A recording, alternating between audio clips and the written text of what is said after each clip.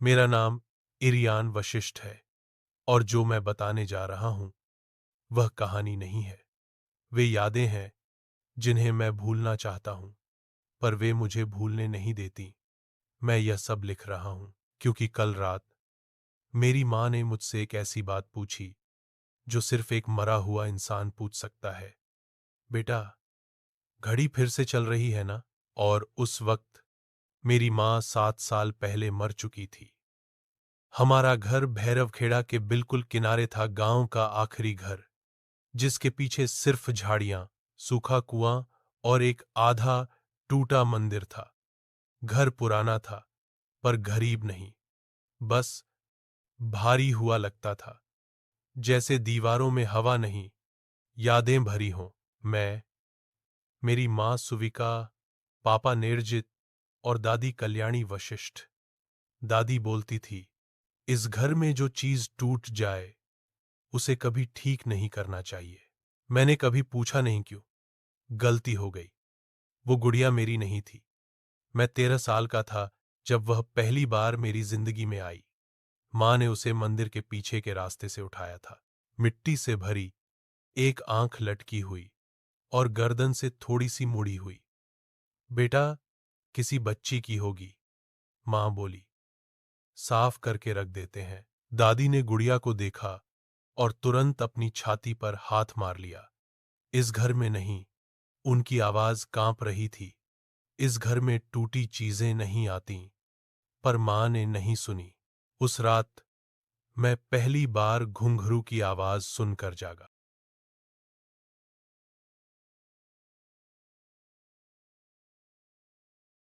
मुझे लगा कोई बाहर से आ रहा होगा, पर घुंघरू गुड़िया के पैरों में बंधे थे। हमारे ड्राइंग रूम में एक पुरानी पेंडुलम घड़ी लगी थी। वो घड़ी पापा के परदादा की थी। सुना था किसी ने उसे सुना था किसी ने उसे कभी ठीक नहीं किया। जब से मां मरी थी, वो 3:17 पर रुक गई थी। दादी हर सुबह उस घड़ी के नीचे दिया जलाती थी। वक्त यहीं से पलटता है, वो कहती। उस रात जब घुंघरू बजे, मैंने घड़ी की तरफ देखा। पेंडुलम हिल रहा था और सेकंड की सुई पीछे जा रही थी। टिक टोक, जैसे घड़ी सांस ले रही हो। अगली रात मां मुझे सुला रही थी। अचानक गुड़िया खुद से बिस्तर के नीचे से निकलकर बैठ गई। मैं चीखना चाहता था, पर आवाज गले में अटक गई। गुड़िया की एक ही आंख थी और वो आंख घूम रही थी। घुंघरू फिर बजे, छन छन, और फिर गुड़िया ने धीरे से कहा, इरियान। वह मेरी मां की आवाज थी। अगली सुबह दादी ने मेरी कलाई पकड़ ली। उनकी आंखें लाल थीं, जैसे रात भर रोई हों। वह आ चुकी है, उन्होंने कहा। अब सिर्फ ये धागा बचा सकता है। उन्होंने मेरी कलाई में काला लाल टोटके वाला धागा बांध दिया। इसे कभी मत उतारना, दादी ने कहा। और याद रख, जो भी आवाज मां जैसी लगे उसकी तरफ देखना भी मत। पर मां तो सामने खड़ी थी, मुस्कुराते हुए। पापा धीरे धीरे चुप हो गए। वो घड़ी के पास घंटों खड़े रहते, कभी बोलते, बस थोड़ी देर। और मां रात को किचन में बैठकर किसी से बात करती, पर वहां कोई नहीं होता। दादी ने मंदिर जाना बंद कर दिया और मैं रोज सुबह अपने बिस्तर के पास नए मिट्टी के निशान,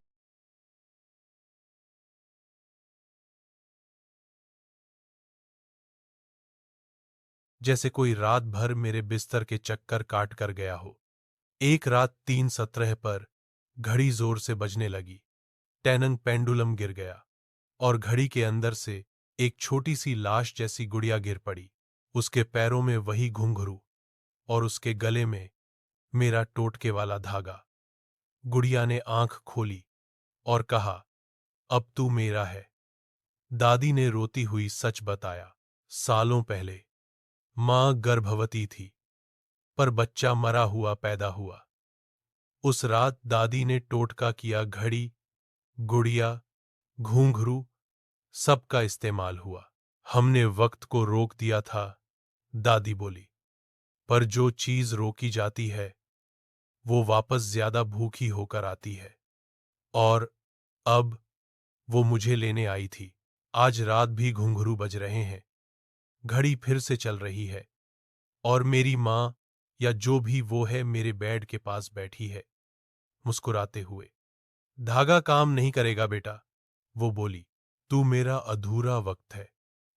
अगर मैं कल जिंदा रहा तो मैं तुम्हें बताऊंगा गुड़िया का असली नाम क्या है और घर के पीछे कुएं में कौन सा सच बंद है।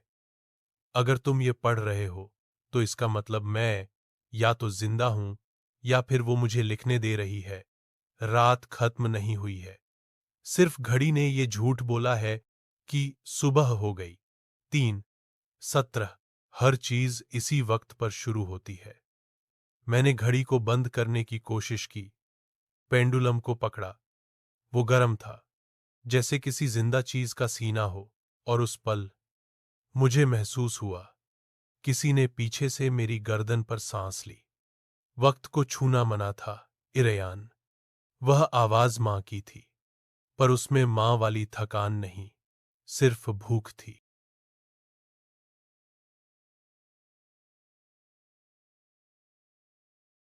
दादी सुबह नहीं उठी। वह अपने कमरे में बैठी थी, बिल्कुल सीधी, आंखें खुली, पर सांस नहीं थी। उनके हाथ में कुछ बंधा हुआ था, एक पुराना कपगा जिसमें घुंघरू लिपटे हुए थे, और उस कप्पे पर लिखा था, कुआं से दूर रखना। हमारे घर के पीछे जो कुआं था, मैं बचपन से उससे डरता था, पर उस दिन मुझे लगा वो मुझे बुला रहा है। मिट्टी खुद ब खुद हट रही थी, और कुआं के अंदर से आवाज आ रही थी, भैया ठंड लग रही है। वो मेरी आवाज थी, मेरी ही बचपन वाली आवाज। पापा ने सच बताया। माँ ने जो बच्चा खोया था, मैं मुख्य नहीं था, मैं बाद में आया, और जो पहला था उसे दादी ने वापस लाने की कोशिश की। टोटका किया गया। टूटी हुई गुड़िया शरीर के लिए, पुरानी घड़ी वक्त बांधने के लिए घुंघरू ताकि आत्मा चल सके, टोटके का धागा ताकि वो घर से बाहर न जाए। पर टोटका अधूरा रह गया, और वो बच्चा कुआं में बंद कर दिया गया। जिंदा नहीं, पर पूरा मरा भी नहीं। मैं रात को चुपचाप कुआं के पास गया। धागा मेरी कलाई से खुद खुल गया। घुंघरू बजने लगे, और कुआं के अंदर से 2 हाथ निकले, छोटे, सड़े हुए, उंगलियां उल्टी मुड़ी हुई। अब मेरी बारी। आवाज आई, और मैं कुआं के अंदर खींच लिया गया। कुआं के अंदर पानी नहीं था, सिर्फ दीवारें, और उन पर नाखून के निशान, और एक कोने में वो गुड़िया। अब वो टूटी नहीं थी, वो मेरी तरह दिख रही थी। उसकी कलाई में मेरा धागा बंधा था, और पैरों में घुंघरू। तू ऊपर का बेटा है, वो बोला। मैं नीचे का।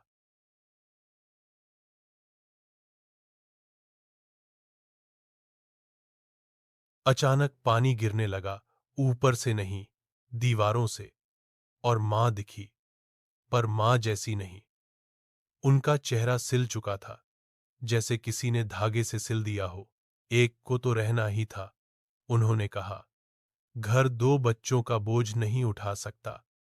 ऊपर से घड़ी की आवाज आई, टिक टोक, और फिर क्रैक। घड़ी टूट गई, वक्त छूट गया। कुआं की दीवारें हिलीं, और गुड़िया चीखी। पापा ने कुआं में कूदकर मुझे पकड़ा और गुड़िया को पकड़ लिया। गलती मेरी मां की थी। पापा रोए, पर भुगतते हम रहे। उन्होंने गुड़िया को अपने सीने से लगाया और कहा, इस घर के लिए मैं काफी हूं। घुंघरू जोर से बजे, और सब कुछ शांत हो गया। पापा नहीं मिले। कुआं बंद था, घड़ी बंद थी, गुड़िया गायब थी, पर मेरी कलाई पर धागा फिर बंधा हुआ था, नया। और घुंघरू की हल्की आवाज अब भी कभी कभी आती है। मैं अब भी भैरव खेड़ा में हूं। घर खड़ा है, पर अब घड़ी 3:17 पर नहीं रुकती, वो हर रात पीछे चलती है। अगर तुम्हारे घर में भी कोई घड़ी बिना वजह चलती हो, कोई टूटी गुड़िया सीधी बैठ जाए, या घुंघरू बिना हवा के बजने लगे, तो याद रखना, कुछ चीजें यादें नहीं होती, वो वक्त के अधूरे बच्चे होते हैं, और वो कभी अकेले नहीं रहते। मैं सच बोल रहा हूं, सुबह हुई थी, पर रोशनी नहीं आई। भैरवखेड़ा के लोग बोलते हैं, सूरज सब जगह उगता है, पर हमारे घर के ऊपर उस दिन आसमान काला ही रह गया, जैसे घर ने छत के ऊपर एक और कमरा बना लिया हो।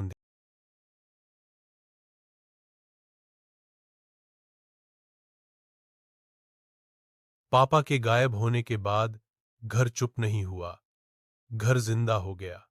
दीवारों में से रात को खुरचने की आवाज आती, फ्लोर ठंडा नहीं होता था, गीला होता था, और जब मैं नंगे पांव चलता तो कभी कभी लगता जैसे कोई और पैर भी मेरे साथ साथ चल रहा हो। एक छोटा पैर। 3 दिन बाद पुरानी घड़ी अपनी जगह पर वापस थी। मैं कसम खाकर कह सकता हूं, मैंने उसे वापस नहीं लगाया। पेंडुलम हिल रहा था, पर आवाज नहीं कर रहा था, और घड़ी का ग्लास अंदर से खुरचा हुआ था, जैसे कोई बाहर निकलना चाहता हो। उस रात 3:17 पर घड़ी खुद खुल गई, और मैंने देखा अंदर कोई मशीनरी नहीं थी, सिर्फ एक आंख, बड़ी, लाल और ब्लिंक करती हुई। और फिर आवाज आई, भाई, अब मेरी बारी ऊपर रहने की है। मेरी मौसी युवरानी आई। उन्होंने घर में कदम रखते ही जूते उतार दिए। यहां जमीन नहीं, उन्होंने कहा, यहां यादें बिछी हैं। उन्होंने मुझे देखा और कहा, तू अधूरा है इरियन, इसीलिए तुझे ज्यादा दिख रहा है। मौसी मुझे मंदिर के पीछे ले गई, वहीं जहां से मां गुड़िया उठाकर लाई थी। उन्होंने बताया, टोटके वाला धागा सिर्फ बंधन नहीं होता, वो गिनती होता है। जब धागा पहना जाता है तो घर ये गिनता है कौन रहने लायक है और कौन नहीं। उस रात घर में सिर्फ मैं और मौसी थे। मिडनाइट के बाद घुंघरू जोर से बजने लगे। छन छन छन आवाज सीधी मेरी मां के कमरे से आ रही थी। दरवाजा खोला और मां वहां बैठी थी, पर उनकी गोद में वो गुड़िया नहीं थी। गोद खाली थी, और मां धीरे धीरे अपनी गोद हिला रही थी, जैसे कोई बच्चा हो।